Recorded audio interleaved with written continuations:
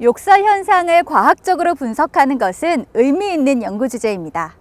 이번 시간에는 수레바퀴 모형이 4번째로 적용된 욕설 현상 탐구 프로젝트 사례를 살펴보겠습니다. 요즘 청소년들 대화를 들어보면 참 욕설 많이 하죠. 이 문제를 어떻게 해결할지 고등학생들이 스스로 해법 찾기에 나섰습니다. 서영민 기자입니다.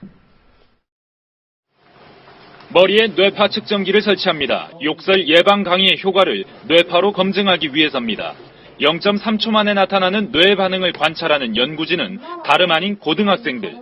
욕설 어휘의 P300 피크값이 상승했다는 걸 보았을 때 욕설 어휘를 혐오자극으로 인식했다는 것을 확인하였습니다. 30여 명으로 구성된 고등학교 연구진은 공학과 역사, 문학과 수학 등 8개 분야에서 청소년 욕설을 연구했습니다. 욕설의 음성적 특성이나 자율신경계의 반응과 같이 연구 주제도 다양합니다. 이렇게 얻은 결과물을 조만간 체계적으로 정리해 초등학교 저학년의 욕설 예방과 치료 교육 자료로도 개발할 예정입니다. 하나의 문제점을 다양한 관점으로 생각해보고 고민해볼 수 있었다는 점. 직접 사회 문제를 해결해가는 과정을 통해서 보람을 느꼈습니다. 고등학생 스스로 문제를 제기하고 풀어나가는 과정은 입시 교육에서는 얻을 수 없는 색다른 배움입니다. 어릴 때부터 학자로서의 체험, 연구하는 즐거움 그런 것을 맛보아야 되는데 이게 결국 국가 경쟁력에 직결 될 수 있는. 지난해에는 이순신 장군의 승전 암호 체계를 분석해 논문까지 발표한 이 학교 학생들은 내년에는 전통무예를 주제로 연구학습을 할 예정입니다. KBS 뉴스 서영민입니다.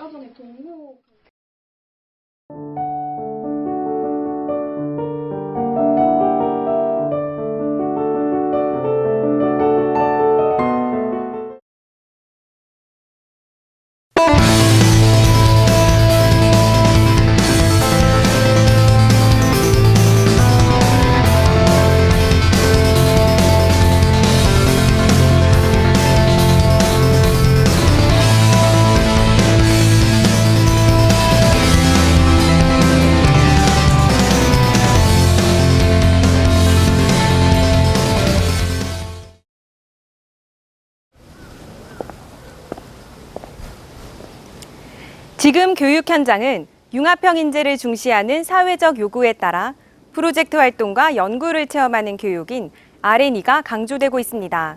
지금부터 욕설 남용 현상을 융합 연구를 통해 접근한 인천 하늘고등학교의 사례를 살펴보겠습니다.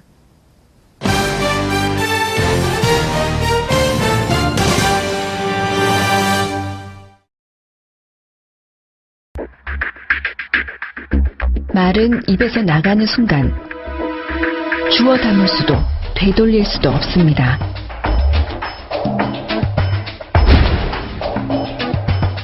외모나 능력을 무시하는 말,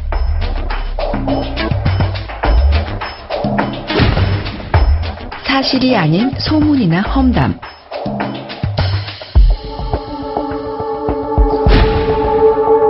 욕설이나 폭언,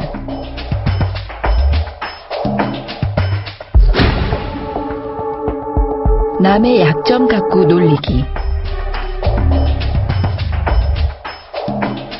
이렇게 던진 말들은 듣는 사람의 가슴에 치명적인 상처를 남깁니다.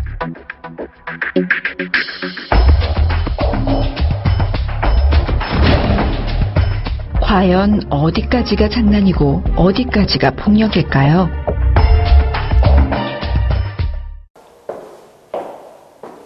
언어폭력과 욕설이 난무하는 세상. 왜 많은 학교에서 언어문화 개선 캠페인을 하고 있음에도 학생들은 욕설에 중독될 수밖에 없을까요? 지금부터 욕설 현상을 과학적으로 분석하고 욕설에 중독된 학생들을 치료하기 위한 방법을 알아보겠습니다. 욕설 현상을 체계적으로 분석하고 그 치료 방법을 모색하기 위해서는 화자의 공격 의도와 상처받았다는 청자의 모멸감을 기준으로 언어폭력의 양상을 살펴야 합니다. 욕설은 화자와 청자의 관계와 인식 여부에 따라 다음과 같이 4가지로 구분할 수 있습니다.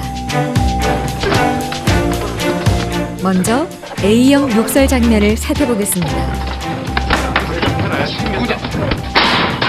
아이 개새끼야!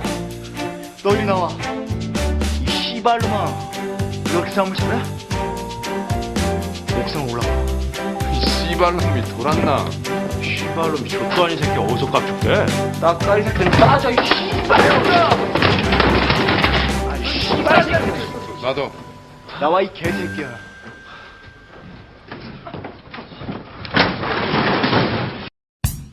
A형 욕설은 욕을 하는 사람과 욕을 수용하는 사람 모두 욕이라고 인식하는 경우입니다. 주로 상대방을 공격하거나 위협할 때 일어나는 상호 주고받는 폭력 상황에서 발생하게 됩니다. 다음은 B형 욕설 장면입니다. 램보, 너 진짜 풀렸구나? 에이 씨발놈아, 근데 반갑다. 하지마, 응? 휴, 아이 저거 새끼 저거.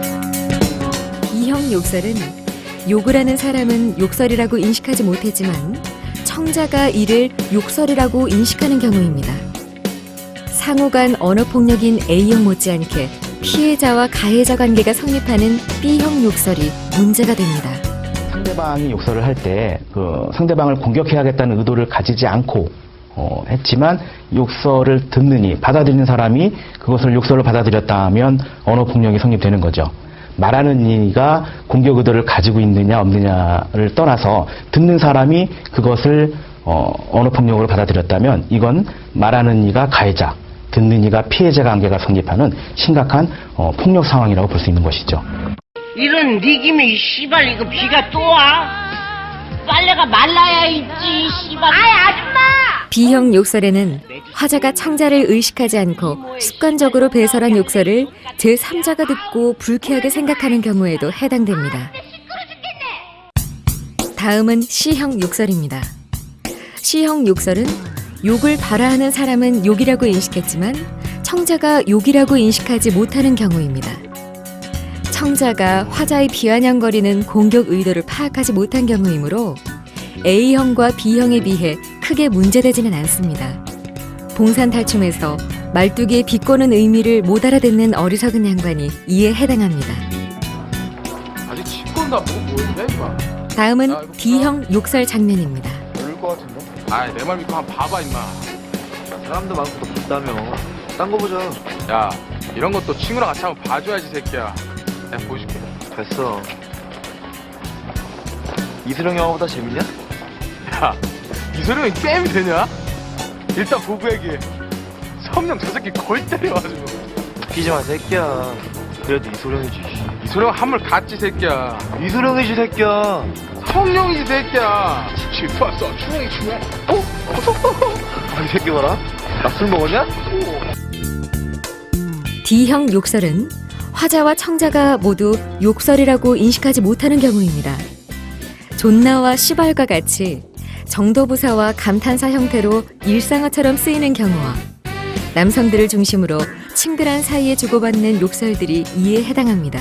그거는 이미 녹음이 그렇게 돼 있기 때문에 자꾸 틀면 나오고 프로그램이 그렇게 깔렸기 때문에 어려워요. 자동적으로. 왜 우리도 이래 사람들 보면 커도 어떤 욕쟁이 할머니가 어떤 식당 같은 데 가면 있어요, 없어요? 그 사람은 그 욕이라고 생각 안 해요. 언어예요. 일상 언어. 욕설의 오염된 정도를 과학적으로 측정할 수 있는 방법은 없을까요? fMRI는 대형 병원이나 뇌과학을 연구하는 전문 시설에만 가능하기 때문에 일반적으로 활용하는 데에는 한계가 있습니다. 그렇다면 감정의 변화와 스트레스를 과학적으로 측정할 수 있는 간단한 방법은 없을까요?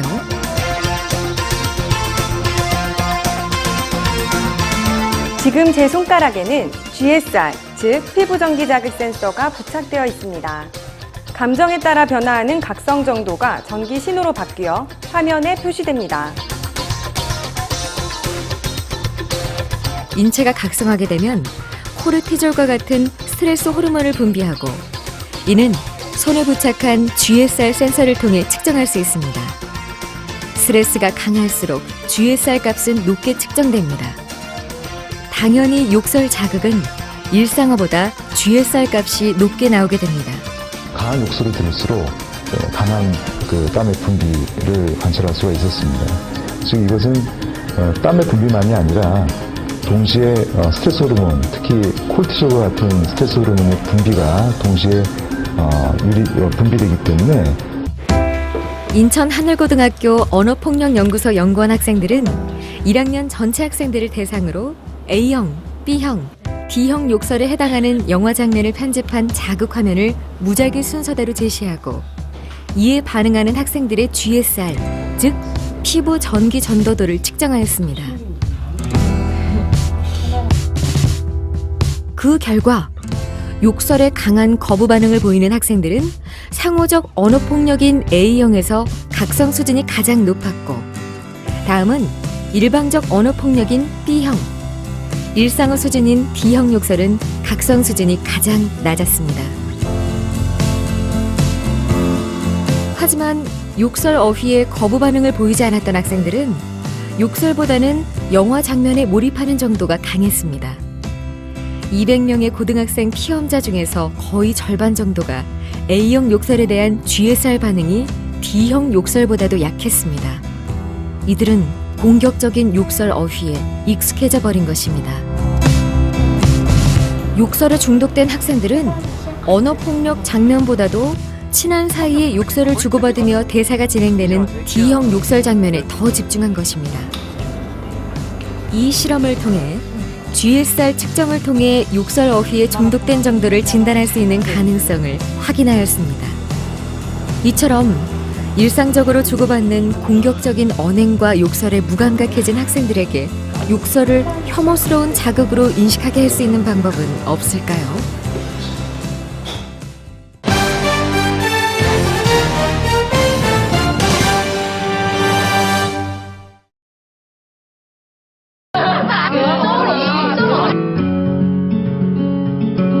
그러니까 그게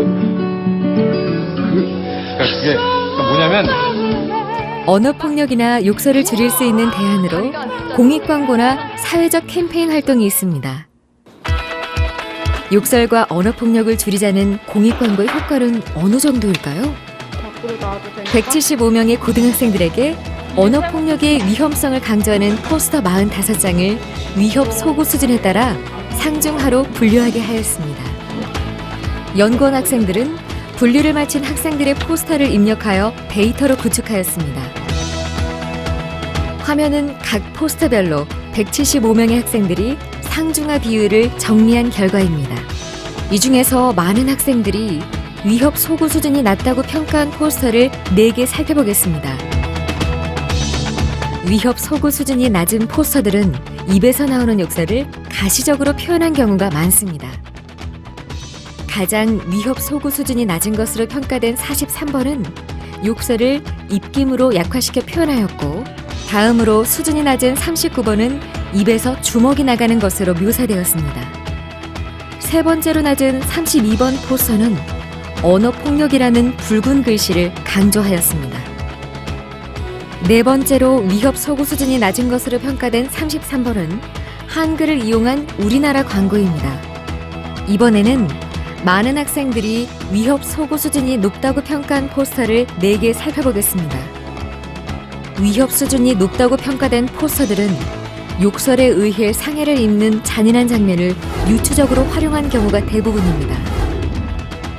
혐오스러운 신체 상해 장면을 동원한 금연 캠페인 활동마저 흡연율을 감소시키는 데 한계가 있었던 것처럼 위협 소구 수준이 높은 언어폭력 예방 포스터만으로 욕설 현상을 줄이는 데에는 한계가 있습니다. 요즘 학생들은 존나가 욕설임을 인지하지 못하고 매우, 훨씬과 같은 정도부사로 사용하고 있습니다.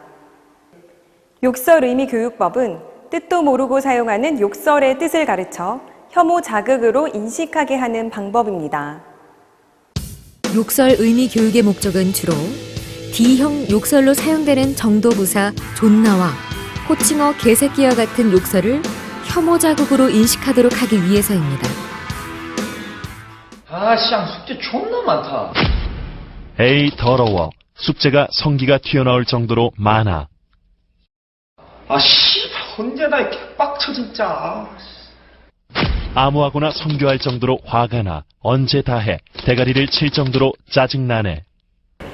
욕설의 의미 교육법은 위협 소구 수준이 낮은 자료부터 위협 소구 수준이 높은 자료를 활용하는 방법이 있습니다. 이것은 인천 하늘고등학교 언어폭력연구소에서 제작한 욕설 개새끼의 의미를 환기시키는 위협 소구 수준이 낮은 포스터이고, 이것은 욕설 존나의 의미를 직접적으로 설명하는 위협 소구 수준이 높은 포스터입니다. 하지만 이러한 포스터를 널리 배포한다고 해서 욕설의 남용 현상을 감소하게 할 수 있을까요? 청소년들의 대화를 들어보면 말이 참 거칠다 하는 생각 드실 텐데. 몰라서 못하는 것이 아니라 알면서도 안 되는 문제들이 있습니다. 욕설 역시 그 폐해를 알면서도 쉽게 고치지 못하는 문제점들 중 하나입니다. 학교 교육과 캠페인 활동을 통해 태도를 변화시키려는 것 또한 쉽지 않습니다. 현재 많은 학교에서 시행하고 있는 청소년 욕설 문화 개선 교육과 캠페인 활동의 효과가 한 학기 이상 지속되지 않는다는 사실은 충격적입니다. 그런 거에 집중하지 말고 관역에 집중해서 실험을 진행해줘.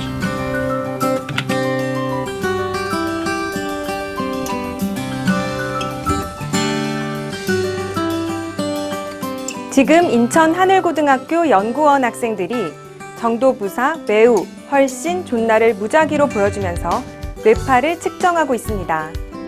이러한 뇌파 측정 방법을 ERP, 즉 사건 유발 전이 측정법이라고 합니다. 실험에 앞서 실험군과 대조군을 대상으로 측정한 사건 유발 전이를 살펴보겠습니다. 사건 유발 전이에서 P300파는 자극을 본 후 0.3초 근처에 높이 솟아있는 파형입니다. 실험에 참여한 학생들 대부분은 매우, 훨씬, 존나라는 단어를 본 후 발생한 P300 피크 값에 큰 차이가 없었습니다. 일상생활에서 이들 어휘들을 보고 발생하는 무의식적인 뇌파가 동일한 것입니다. 실험군 학생들에게는 욕설 의미 교육법과 국어 문법 교육을 통합하는 프로그램을 일주일간 제공하였습니다. 욕설의 의미를 설명하는 문장의 문법적 오류를 판단하는 활동을 통해 교과 수업과 욕설 문화 개선 교육을 통합한 것입니다. 불만을 비하할 수 있나요? 그렇죠. 불만은 비하하는 대상이 아니라 어떤 대상이죠? 불만은 표출하는 대상이죠. 그래서 불만을 표출하거나 남성의 성기를 비하할 때 사용된다로 바꿔주는 목술 호응에 관련된 문장이었습니다. 다음 문장 갈게요. 대조군 학생들에게는 욕설의 의미를 설명하는 문장이 아니라 일반 문장의 문법적 오류를 판단하는 활동을 하였습니다. 누가 이 나라를 지켰나 도대체? 그렇죠? 어떤 걸 넣을 수 있을까요? 우리는 선조들이 이 나라를 지키신 것에 대해 감사해야 한다. 선조들이라는 주어와 지키다, 지키시다라는 서술어가 호응이 되었냐 되지 않았냐를 물어보는 것입니다. 일주일 동안 학생들은 어떻게 변했을까요? 욕설 의미 교육과 문장 오류 수정 교육 후 학생들의 뇌파를 다시 측정하였습니다. 대조군 학생들의 뇌파는 사전 검사 때와 차이가 없었습니다. 하지만 실험군 학생들의 뇌파는 변화가 감지되었습니다. 매우, 훨씬의 P300 진폭은 실험 전과 차이가 없으나 존나의 P300 진폭은 크게 상승하였습니다. 이는 존나라는 단어를 보자마자 300m초, 즉 0.3초 이내에 본능적으로 발생하는 뇌파에 변화가 일어난 것입니다. 제가 실험에 참여해 보니까 존나라는 말이 무슨 의미인지 알았고 이제 친구들과도 불쾌해서 별로 쓰지를 못할 것 같아요.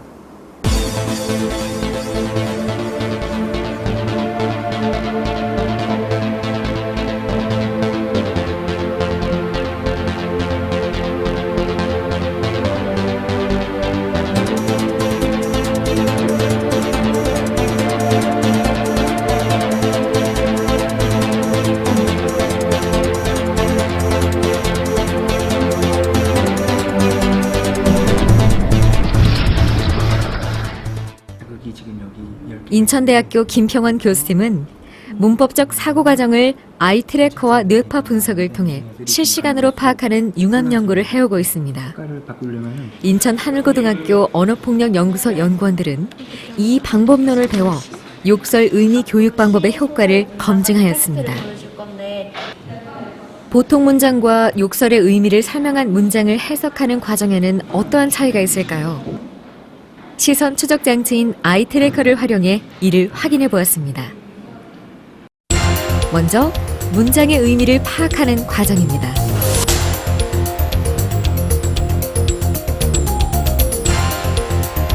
시선이 집중된 곳이 붉게 타오르는 것으로 표현된 히트맵을 보면 문장의 의미를 파악할 때는 특정 단어에 시선을 집중하지 않고 균등하게 시선을 분배하고 있음을 알 수 있습니다. 하지만 문장의 문법적 오류를 판단하는 과정의 시선 추적 결과는 차이가 있었습니다. 문법적 오류를 판단할 때에는 학생의 문법적 직관과 맞지 않는 부분에 시선이 집중되어 히트맵이 형성됩니다. 화면은 주술 호응이 맞지 않는 문장임을 잘 지적한 시험자의 시선 추적 결과입니다. 그렇다면 문법적 사고력이 부족한, 즉 문장의 문법적 오류를 발견하지 못한 피험자의 결과는 어땠을까요?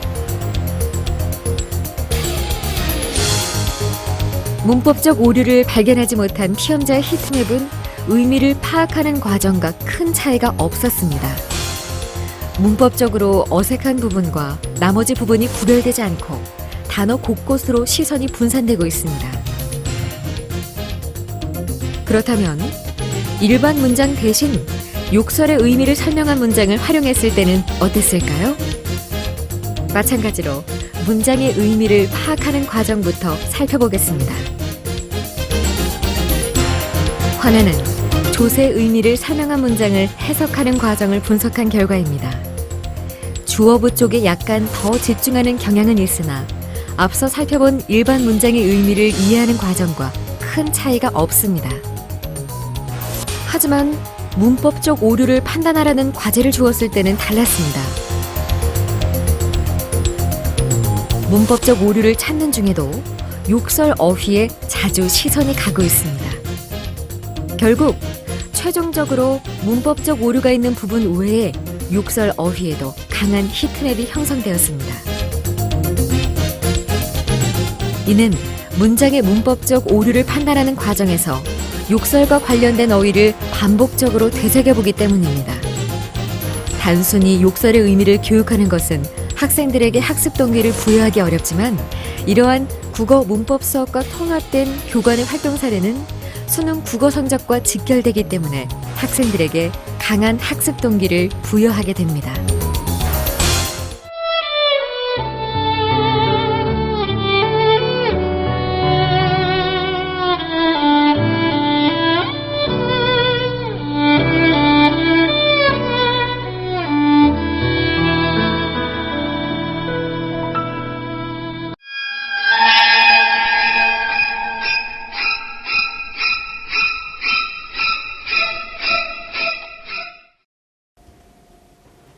GSR과 뇌파를 활용한 생체신호 측정법을 활용하여 욕설 현상을 과학적으로 탐구하는 활동은 R&E는 물론 청소년 언어 문화를 개선한다는 점에서 의미가 있습니다. 이미 고등학교 현장에는 생체신호를 측정할 수 있는 이와 같은 MBL 장비가 보급되어 있기 때문에 R&E 지도에 유용하게 활용할 수 있을 것입니다. 여러분 어떠셨나요? 사회 문제인 욕설을 연구 대상으로 삼으니 욕설 인문학, 욕설 과학과 같은 융합 연구가 가능하네요.